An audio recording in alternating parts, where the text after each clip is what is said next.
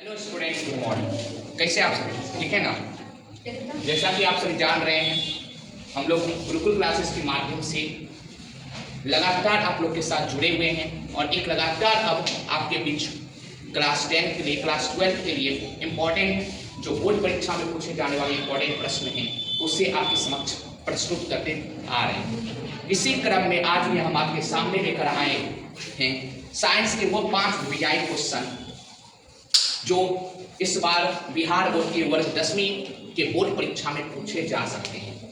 ये जो 5 प्रश्न आपको लिखा हुआ है बोर्ड पे, ये पांचों प्रश्न पिछले 3-4 वर्षों से लगातार पूछा जा रहा है, रिपीट होते जा रहा है। इसी क्रम में आज हम इन 5 प्रश्न को देखेंगे और समझने की कोशिश करेंगे।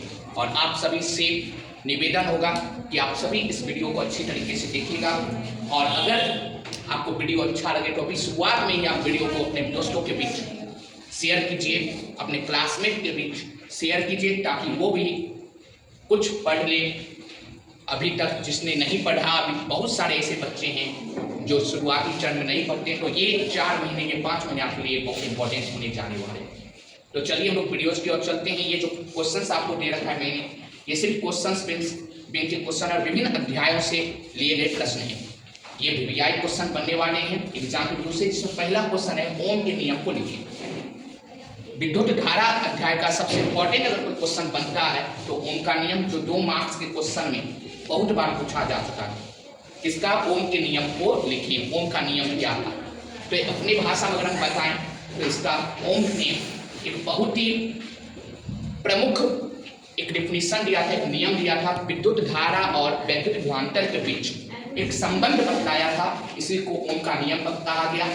उन्होंने बताया कि एक नियत तापमान पर किसी वस्तु से प्रवाहित होने वाली विद्युत धारा, जिसे हम आई से सूचित करते हैं, वह जो होगा सीधा समानुपाती होगा, अनुक्रमानुपाती होगा वैद्युत विभवांतर के, उनके सिरों के बीच प्रवाहित होने वाले वैद्युत विभवांतर के। अर्थात हम कह सकते हैं कि जो मेरा विद्युत धारा होगा आई, ये डायरेक्टली प्रोपोर्शनल होगा, ये समानुपाती होगा किसके, वैद्युत विभवांतर भी के।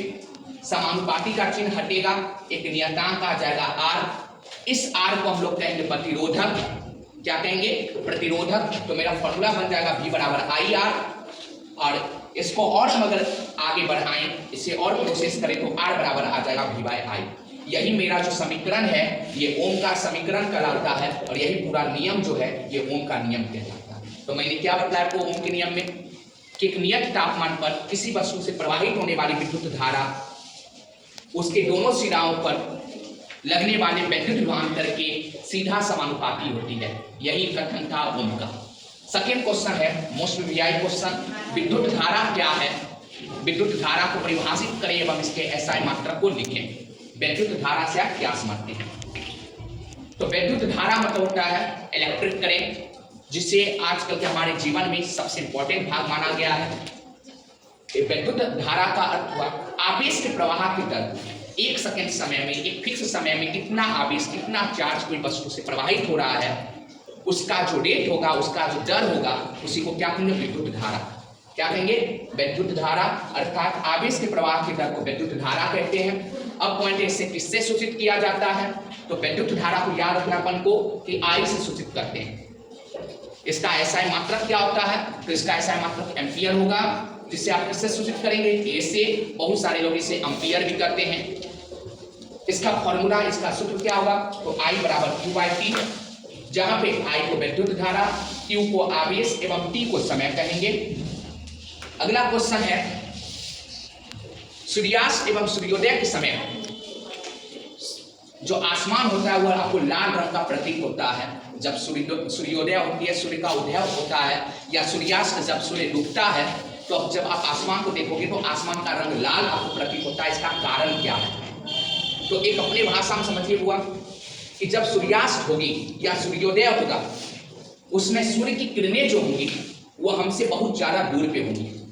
हमसे अत्यधिक दूरी पे वो किरणें रहती हैं और अत्यधिक दूरी होने के कारण ऐसा नहीं है कि सिर्फ उस किरण का रंग लाल ही होता है, उस किरण का रंग अन्य रंग भी होता है, लेकिन अन्य रंग हमें नहीं दिखाई देता है क्योंकि उसका तरंगदैर्घ्य बहुत ही कम होता है। लेकिन लाल रंग जो है, आप पढ़े होंगे कि लाल रंग का तरंगदैर्घ्य सबसे अधिक होता है और अत्यधिक रंगदैर होने के कारण वह दूर से भी हमें आसानी से दिखता है। जैसा इसी में एक क्वेश्चन बन जाता है कि रेलवे सिग्नल में या यातायात के सिग्नल में लाल रंग का प्रयोग क्यों किया जाता है। कारण क्या है कि लाल रंग का वह तरंगदैर्घ्य सबसे अधिक होता है और तरंगदैर्घ्य सबसे अधिक होने के कारण वह हमें दूर से भी दिखाई देता है, इसलिए खतरा के सूचक के रूप में हम लाल रंग का उपयोग करते हैं। तो इससे दो क्वेश्चन बना, दोनों VVI क्वेश्चन बनता है। तो अगर हम इस भाषा को लेकर चले तो लिखा हुआ है सूर्योदय एवं सूर्यास्त के समय सूर्य क्षितिज अर्थात पृथ्वी या आसमान के निकट होता है। सूर्य की किरणों को हम तक पहुंचने के लिए वातावरण की मोटी परतों से गुजरना पड़ता है। अधिक तरंगदैर्घ्य वाले लाल रंग प्रकिरणित नहीं हो पाते, ये हमारे तक पहुंचते हैं, लेकिन जो कम तरंगदैर्घ्य वाले हैं वो हमारे तक पहुंच नहीं पाते। हमें लगता है कि आसमान का रंग कैसा है, लाल है। तो सिंपल इसका एक सेंटेंस बन सकता है कि अत्यधिक तरंगदैर्घ्य होने के कारण लाल रंग हमारे आंखों तक आराम से पहुंचता है, जिसके कारण उसे देख पाते हैं और हमें ऐसा प्रतीत होता है कि सूर्योदय या सूर्यास्त के समय आसमान का रंग लाल है। अगला हम लोग लिख सकते हैं, इंपॉर्टेंट क्वेश्चन है, उत्तल दर्पण और अवतल दर्पण में अंतर। उत्तल और अवतल में अंतर करा लिखने के लिए इस उत्तल दर्पण को हम लोग कॉन्वेक्स मिरर भी करते हैं और अवतल को हम लोग कॉन्केव मिरर भी करते हैं। इसमें करा है अंतर लिखने के लिए। बहुत VVI क्वेश्चन है। इस क्वेश्चन को करने से पहले जल्दी से इस वीडियो को आप शेयर कीजिए अपने दोस्तों के बीच, ताकि दोस्त भी आपके जुड़े और इस वीडियो का लाभ उठा सके। तो चलिए हम लोग देखते हैं अपने भाषा में उत्तल दर्पण में कैसा प्रतिबिंब बनेगा। काल्पनिक याद रखिएगा, 2 नंबरिया क्वेश्चन है, 3 से 4 अंतर लिख दीजिए। अगर लॉन्ग में पूछा जा रहा है तो 5, 6, इससे ज्यादा आप अंतर लिख सकते हैं। अभी फिलहाल हम लोगों ने 3 ही अंतर लिखा, लेकिन अभी आपको 5-6 अंतर मैं समझा दूंगा। उत्तल दर्पण में प्रतिबिंब हमेशा कैसा बनेगा, काल्पनिक इमेजिनरी। अवतल में कैसा अवतल दर्पण में कैसा प्रतिबिंब बनेगा, काल्पनिक एवं वास्तविक दोनों बनेगा, रियल और इमेजिनरी दोनों ही प्रतिबिंब बनते हैं। उत्तल दर्पण इसका दृष्टि क्षेत्र बड़ा होता है। उत्तल दर्पण का दृष्टि क्षेत्र बड़ा होता है, कहने का मतलब हो गया इसमें जो आपको कोई भी इमेज बनेगा वो आप देखोगे एकदम बड़ा बड़ा बनेगा। और अवतल में दृष्टि क्षेत्र छोटा होता है, इसमें कोई भी इमेज बनेगा, कोई प्रतिबिंब बनेगा वो आकार में छोटा बनेगा। अगला हुआ उत्तल दर्पण में इसका परावर्तक सतह उभरा हुआ आता है। कहने का मतलब हुआ कि उत्तल दर्पण ऐसे भी कर सकते हो, ये बीच में मोटा होता है और किनारे वाला भाग इसका पतला होता है, किसका, उत्तल दर्पण का। और अवतल दर्पण इसका परावर्तक सतह धंसा हुआ होगा, बीच वाला भाग पतला होगा, किनारे वाला भाग मोटा होगा, किसमें, अवतल दर्पण में। उत्तल दर्पण धनात्मक होगा, अवतल दर्पण ऋणात्मक होगा। उत्तल दर्पण का उपयोग कहाँ करेंगे बुआ, तो आपके गाड़ी के जो फ्रंट मिरर होता है उसमें, और अवतल दर्पण का उपयोग साइड मिरर में कर सकते हैं। उत्तल दर्पण का उपयोग आप टॉर्च वगैरह में कर सकते हैं, टॉर्च के परावर्तक सतह में। अवतल दर्पण का उपयोग आप लोग सोलर कुकर में कर सकते हैं। अगला क्वेश्चन है अम्ल और क्षार में अंतर, केमिस्ट्री का पहला हम लोगों ने क्वेश्चन लिया। इसी प्रकार से आपको मोस्ट VVI क्वेश्चन जो होंगे 5-5 क्वेश्चन 6-6 क्वेश्चन करके हम लोग वीडियोज करेंगे। और कहावत भी है कि एक दिन में घड़ा नहीं भरता है, बूंद बूंद से घड़ा भरता है। तो हम लोग बूंद बूंद करके ही उस घड़े को भरने की कोशिश करेंगे। एक दिन में 15 क्वेश्चन 20 क्वेश्चन आपको भरा दे, आपको समझ नहीं आए, इसलिए कम कम क्वेश्चन कीजिए, लेकिन जो क्वेश्चन आप कर रहे हैं उस क्वेश्चन को बेहतरीन ढंग से कीजिए। क्वेश्चन है अम्ल और क्षार में अंतर, difference between acid and base.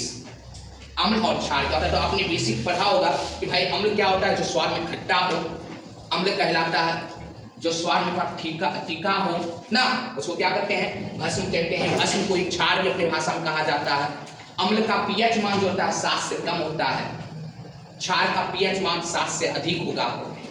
अम्ल जो होगा ये H+ आयन देगा, भस्म जो होगा वो OH- आयन देगा, हाइड्रोक्साइड आयन देगा ना। अम्ल का उदाहरण लिख दीजिए 2-3, भस्म का 2-3 उदाहरण लिख दीजिए। तो यही आपको दिया हुआ है। पहला अम्ल में यह स्वाद में खट्टा होता है, भस्म में है क्षार में, भस्म को एक क्षार भी कहते हैं, यह स्वाद में कड़वा होता है, तीखा होता है। अम्ल ये नीला लिटमस पत्र को, ये नीले लिटमस पत्र को किस में बदल देते हैं, लाल में। और आपको भस्म क्या करेगा, क्षार क्या करेगा, लाल लिटमस पत्र को नीला में बदल देगा। लिटमस पेपर अम्लीयता या क्षारीयता को जांच करने का सबसे अच्छा तरीका होता है। इसके अलावा आप पढ़े होंगे कि हम लोग हल्दी का भी उपयोग करते हैं, हम लोग फिनोल्फेंटेनिल का भी उपयोग करते हैं, हम लोग प्याज के गंध का भी, बहुत प्रकार के हैं सूचक जिसके द्वारा हम अम्ल या क्षार के अम्लीयता या क्षारीयता का पता लगाते हैं। अगला है यह जल में घुलकर H प्लस आयन देता है, कौन हुआ? अम्ल। और क्षार क्या करेगा? यह जल में घुलकर OH माइनस आयन देगा। अम्ल का उदाहरण HCl हाइड्रोक्लोरिक अम्ल, H2SO4 सल्फ्यूरिक अम्ल, HNO3 नाइट्रिक अम्ल। आप क्षार के उदाहरण लगा सकते हो, OH लगा के CaOH calcium hydroxide, NaOH sodium hydroxide, KOH potassium hydroxide इत्यादि। तो इस प्रकार से आप इसको और का बड़ा बना सकते हैं। तो मुझे पूर्ण विश्वास है कि मैंने अभी जो आपके समक्ष 5 प्रश्नों को रखा, ये पांचों प्रश्न आपको बेहतरीन ढंग से समझ आया हो। ऐसे ही हमारे साथ जुड़े रहें, और जो बच्चे या जो लोग जहां तक मेरी वीडियो आप तक पहुंच रही है, जो अभी तक चैनल को सब्सक्राइब नहीं किए हैं, अगर आपको वीडियो अच्छा लग रहा हो तो एक सब्सक्राइब जरूर दे दें। एक सब्सक्राइब देने से आपका कुछ नहीं घटेगा, लेकिन हमारे चैनल का हम मोटिवेट होंगे, हमारी टीम मोटिवेट होंगे जो हमारे पीछे काम कर रहे हैं। तब तक के लिए जय हिंद, जय भारत। आप एक बार इसका फोटो ले सकते हैं, मैं साइड में रह जाता हूं ताकि आप बेहतरीन ढंग से बाद में लिख सकें और इसे बेहतरीन ढंग से करें। तब तक के लिए जय हिंद, जय भारत।